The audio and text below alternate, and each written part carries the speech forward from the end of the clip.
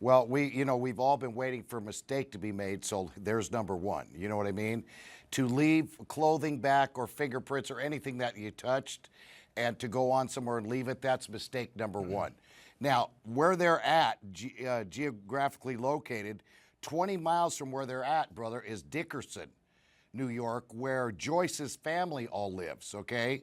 These cabins, the only thing that my source thinks they could have gotten out of the cabin that would have helped them is maps.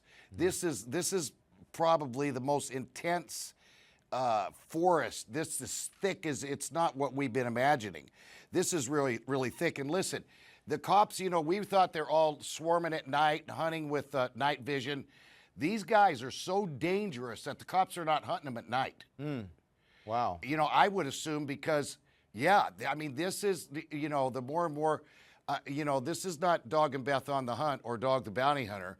These guys are pure stone cold killers. But I so gotta they're ask not you even this, letting though. the cops go out. Yeah, I know they go out during the day and they go out in groups because they're concerned about their safety.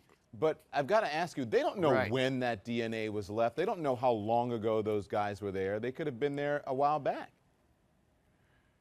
Well, I think that the sighting, the one guy went up and saw the big duffel bag on the front or back door when he yelled two individuals ran out the cabin. So that was Saturday. So like I say, 20 miles, they got one river to cross. Listen, I've got people that know these guys now because we've been working on it. My people think they're going to kill one of Joyce's family members because they're so mad at her for not showing up. And my person says they got a cell phone.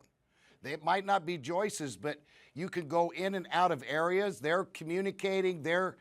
These are a lot more dangerous men than we all first figured. These are really, really dangerous guys. So I think they're honing in on them right now. Again, they can't chase them at night because what if a cop gets jumped or something at night? Then they do have a weapon. They're chasing him just in the day. They're using bloodhounds. Now they've got an area cordoned off. I think the end is coming very soon. Yeah. I just, again, to stress how much that they're dangerous. And again, I told you last week, brother, they got to make a couple mistakes. Who would have, they should have buried they had underwear that they found. They should have buried it. They had a jug of water. They should have took it with them. So there comes mistakes. And you make any mistakes around these troopers, you're done. What if they are still on foot and they are relatively close to this? What does this mean for the search? Because everyone thought they got much further away. What does that mean for the search? Does it help? Or does it hurt? Well, because everyone, everyone that's been chasing, because of the most elaborate breakout we've all ever seen in our lifetimes, we thought these guys are brilliant. In prison, there's two ways to break out. You can get out of the prison easy. It's after the point you get out, you got to have a plan. Obviously, the only plan they had was Joyce.